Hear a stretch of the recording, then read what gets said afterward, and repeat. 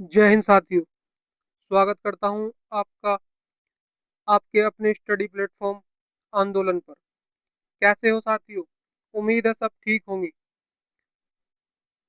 आज हम लेकर आए हैं आपके लिए इतिहास का परिचय। अगर इतिहास न होता तो ना हमें अपने गौरवशाली अतीत का पता होता और ना ही अपनी सभ्यता और संस्कृति का। लेकिन इतिहास आखिर है क्या? आइए आज की इस क्लास में इतिहास का परिचय बिल्कुल आसान तरीके से समझते हैं।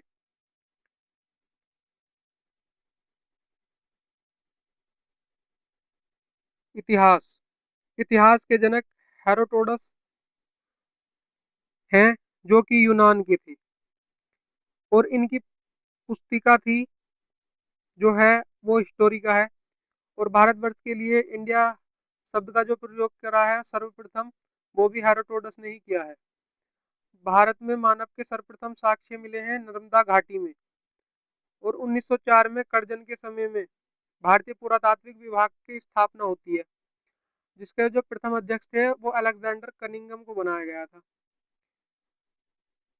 और भारतीय पुरातत्व शास्त्र का पिता भी अलेक्जेंडर कनिंगम को ही कहा जाता है। जैसे कि अभी पीछे बताया था, ये हैं हेरोडोटस, जो कि इतिहास के जनक माने जाते हैं। और ये यूनान के थे। और इनकी जो पुस्तिका है वो ये है हिस्टोरिका। और भारत के अंदर जो मनुष्य के जो साक्ष्य मिले हैं मानव के, वो नर्मदा घाटी के किनारे मिले हैं, ये वाले। और भारत के लिए इंडिया शब्द का प्रयोग सर्वप्रथम हेरोडोटस ने ही किया था।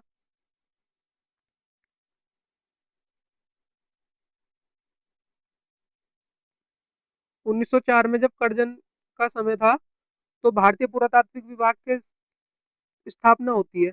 और जो पुरातात्विक विभाग है ना भाई, वो ये है जो ये खुदान होते हैं और जो पुरातात्विक चीजें निकलती हैं, तो उसका संगठन बनाया गया था, उसकी स्थापना करी गई थी। और उस इस स्थापना में जो भारतीय पुरातत्व विभाग की जब स्थापना हुई थी, तो उसके जो प्रथम अध्यक्ष बनाए थे वो अलेक्जेंडर कनिंगम बनाए गए थे। और भारतीय पुरातत्व शास्त्र का पिता भी अलेक्जेंडर कनिंगम को ही कहा जाता है।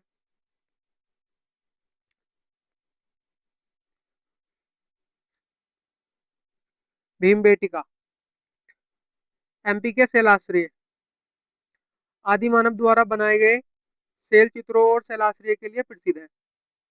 ये जो भीमबेटका है ना, जो एमपी में है शैलाश्रय, यो उस टाइम पे आदि मानव ने बनाए थे भाई। चित्र वगैरह है उसमें बने हुए, मानव के हैं, हिरण के हैं, बतेरे सारे दिखाएंगे आगे चल के आपको। और भीमबेटका की गुफाओं की खोज मध्य प्रदेश में 1957 से 1958 के बीच हुई। और भीमबेटका की खोज जो करी है वो डॉक्टर विष्णु श्रीधर वाकड़कर ने की है। इतिहास को तीन भागों में विभाजित किया जा सकता है। नंबर एक, प्रागैतिहासिक काल। नंबर दो, आधे ऐतिहासिक काल। और नंबर तीन, ऐतिहासिक काल। प्रागैतिहासिक काल। प्रागैतिहासिक काल में भाई ऐसा है, इसमें साक्ष्य तो मिले हैं लेकिन लिखित प्रमाण कोई नहीं मिला प्रागैतिहासिक काल में। और जो आधे ऐतिहासिक काल है, इसमें साक्ष्य मिले हैं, लिखित प्रमाण भी मिले हैं, परंतु पढ़े नहीं जा रहे वो। मतलब है कोई लैंग्वेज ऐसी जो पढ़े नहीं जा रहे। और ऐतिहासिक काल जो है यो, इसमें साक्ष्य भी मिले हैं और लिखित प्रमाण भी मिले हैं और वे भाई पढ़े भी जा रहे हैं। ठीक है। और आगे चल के जो प्रागैतिहासिक काल को तीन भागों में बांटा, चलते हैं आगे।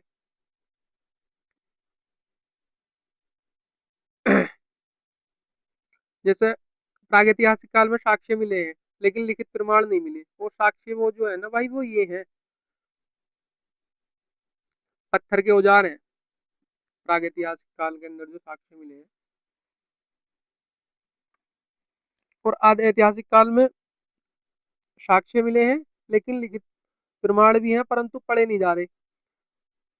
मोहरे भी हैं, ईंटें भी हैं, लिखित प्रमाण भी हैं, और पढ़े नहीं जा रहे। ये देख लो आप, बेचारे सर पे हाथ रख के बैठे सोच रहे कि पढ़ू क्या, समझ में तो आ ही नहीं रहा कुछ। ठीक है ना। जो है आधे ऐतिहासिक काल नंबर दो का, जो बीच वाला था ना, वो समझ में नहीं आ रहा था लिखना, पढ़ा हुआ है क्या, इसमें लिखा हुआ है क्या। और यो है हमारा जो ऐतिहासिक काल है, साक्ष्य भी मिली, मोहरें भी मिली, सिक्के भी मिले, अभिलेख भी मिले, सब कुछ मिला यहाँ। और भाई ये बंदा जो लिख रहा, हाथ दिखाई दे रही है ना, समझ लो पढ़ा जा रही है आयो। ठीक है ना, इतना ध्यान रखियो, ऐतिहासिक काल में जो जो भी साक्ष्य मिले हैं ना, वो पढ़े गए हैं। और ये जो प्रागैतिहासिक काल है, इसको 3 भागों में बांटा जा सकता है।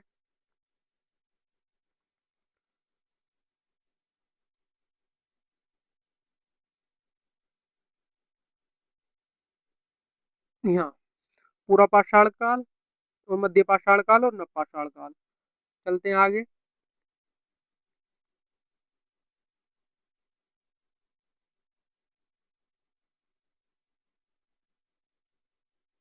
पूरा पाषाण काल। पूरा पाषाण काल के अंदर पत्थर का प्रयोग, उस टाइम पे तो हम तुम तो थे नहीं भाई, आदि मानव था, तो आदि मानव ने ही करा था, पत्थर का प्रयोग करना शुरू कर दिया था पूरा पाषाण काल में। और जो उस टाइम का जो आदि मानव था, यानी मानव जो था ना, वो गुफाओं में रहते थे। और आग की जानकारी हो गई थी ना, मतलब आग जलानी आ गई थी ना, पता चल गया था पूरा पाषाण काल के अंदर है वो चीज।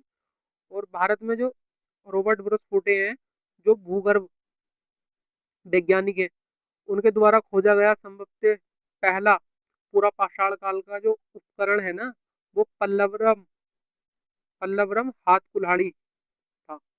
और माइक्रोलीथ, छोटे पत्थर के औजार, माइक्रोलीथ का मतलब है छोटे, लीथ औजार है उस टाइम पे, ये माइक्रोलीथ के नाम से जाना जाता है इन्हें, जिनका इस्तेमाल शुरुआती जो मानव था, आदि मानव था, वो अपने शिकार उगार करने के लिए करता था। ये सब चीजें ना भाई पूरा पाषाण काल में हुई थी। ठीक है ना, एक बार फिर से बता दूं, पत्थर का प्रयोग पूरा पाषाण काल में हो गया था, मानव गुफा में रहते थे पूरा पाषाण काल में, और आग की जानकारी भी पूरा पाषाण काल में थी। और माइक्रोलीथ, छोटे पत्थर औजार जो थे, वो पूरा पाषाण काल में थे, जिससे जो आदि मानव अपने शिकार करने के लिए यूज करता था, मछली उछली मारना हो गया, ये सब चीजें करना। और उस टाइम पे जो जो चीज पाई गई है, जो पल्लव रम हाथ जो कुल्हाड़ी मिली है, उसकी जो खोज करी है वो रॉबर्ट ब्रस फूटे ने करी है। और ये जो है रॉबर्ट ब्रस फूटे जो है ना, ये भूगर्भ वैज्ञानिक है। ठीक है भाई, चलते लो और देख लो भाई ढंग से। पूरा पाषाण काल के अंदर यो आदि मानव है, और यो है भाई गुफा है, यो दिख रही ना, गुफाओं के अंदर रह रिया। और माइक्रोलीथ ये रहे, इनके ये जो दिख रहे हैं, ये माइक्रोलीथ औजार हैं, पूरा पाषाण काल का ही है ये सब। और यो है पल्लव हाथ कुल्हाड़ी। ठीक है, जो रॉबर्ट ब्रस फूटे ने खोजी है। आग की खोज हो गई है। ठीक है, चलते हैं आगे। अब भाई सेकंड नंबर पर आ गया हमारा मध्य पाषाण काल। मध्य पाषाण काल में क्या क्या होया? शिकार करना प्रारंभ कर दिया था मानव ने, तीर कमान का आविष्कार कर लिया था भाई मध्य पाषाण काल में। और पशु पालने की शुरुआत कर दी थी मध्य पाषाण काल में, सेकंड वाले में। ठीक है ना, और ये जो सब है ना, ये प्रागैतिहासिक काल के हिस्से हैं। कभी मध्य उसमें आ जाओ, आधे ऐतिहासिक में आ जाओ। ठीक है ना, ये प्रागैतिहासिक काल के हिस्से हैं, पूरा पाषाण, मध्य पाषाण और ये। और पशुपालन के जो प्रथम साक्ष्य मिले हैं, वो आदमगढ़ से मिले हैं, जो मध्य प्रदेश में है। और प्रथम जो पालतू पशु माना गया वो कुत्ते को, और दूसरा घोड़ा है भाई। ये मध्य पाषाण काल के अंदर ही आवे। मध्य पाषाण काल में बागोड़ से पशुपालन के प्रमाण मिलते थे। और बागोड़ जो है ना, यो जगह का, गांव का नाम है किसी जगह का, कभी कुछ किताब किताब समझने लगो। मध्य पाषाण काल में ही है यो, बागोड़ से जो पशुपालन के प्रमाण जो मिलते थे। लो देख लो भैया, अभी मध्य पाषाण काल में समझा रहे थे ना, आदमगढ़ मध्य प्रदेश, यही है। ये कुत्ता है पहला, दूसरा घोड़ा बांध रखा है इन्होंने। और मनुष्य ने तीर कमान चलानी शुरू कर दी थी, अपने शिकार को लपेटने के चक्कर में है भाई। ठीक है ना, यो मध्य पाषाण काल चल गया है। और ये जो चित्र बनाए हैं भाई, ये इसलिए हैं ताकि आप लोगों को समझ में आ सके। अगर कुछ त्रुटि हो गई हो तो भाई क्षमा चाहता हूँ।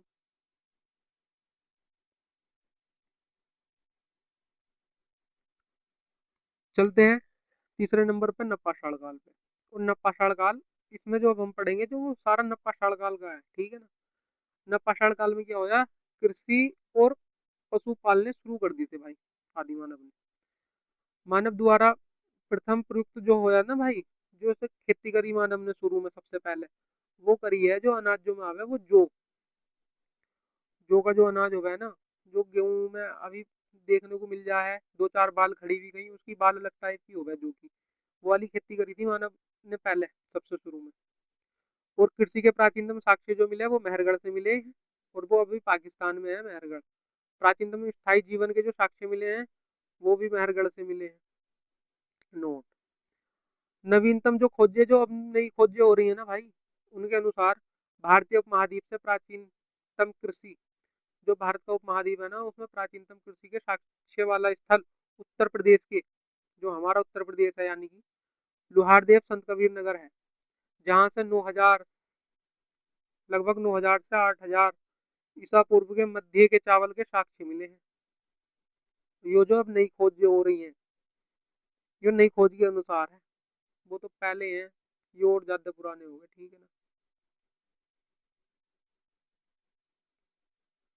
नोट, धान की खेती के साक्ष्य मिले हैं कोल्डी हवा प्रयागराज, ये जो है स्थान है जो प्रयागराज में है। अब प्रयागराज पहले इलाहाबाद था, अब प्रयागराज होगी भाई। हड्डियों से बने हथियार और पहिए का आविष्कार, ये जो सब होया है ना, ये नप्पाषाढ़ काल में होया। ये नप्पाषाढ़ काल जो आ रही है ना, हड्डियों से बना हथियार और पहिए का आविष्कार नप्पाषाढ़ काल में होया। और ये जो दो पॉइंट है ये अलग है। मानव द्वारा खोजा गया पहला धातु तांबा है, जो मानव ने खोजा ना पहले जो धातु थी वो तांबा है। और तांबे का पहली बार जो प्रयोग हुआ वो ताम्रपाषाण युग में किया गया है, ठीक है भाई। जो पढ़ रहे थे हम वही है। ये जो है जो की खेती कर रहा है भैया मानव, सबसे पहले जो खेती करी ना जो की करी है, और इन्होंने उस टाइम पे पशु वसु पालने शुरू कर दिए थे।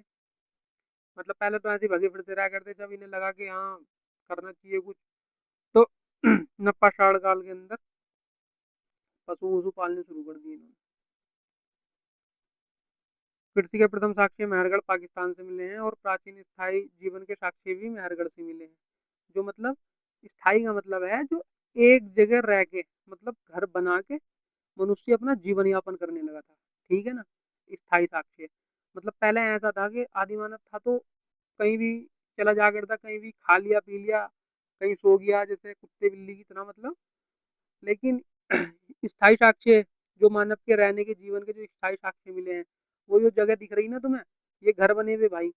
मनुष्य जब समझदार हो गया तो इसने घर भी बनाया, फिर फैमिली के साथ रहने लगा अपनी। तो वे हैं आद मेहरगढ़ से मिले हैं, और कृषि के प्राचीन साक्ष्य भी मेहरगढ़ से मिले हैं। इसी के साथ आपको हमारी क्लास कैसी लगी कमेंट बॉक्स में जरूर बताएं। यदि आपको पसंद आई हो तो लाइक जरूर करें, और आने वाली क्लासों के लिए हमारे चैनल को सब्सक्राइब जरूर कर लें, और बेल आइकन दबाना ना भूलें भाई। और आपकी सपोर्ट की ज़रूरत है। और आने वाली जो क्लास हम शुरू करेंगे वो सिंधु घाटी सभ्यता से होगी, ठीक है। तो चैनल को सब्सक्राइब कर ले और बेल आइकन दबा लें, ताकि बहुत ही आसानी से क्लास हमारी आप तक पहुंच जाए।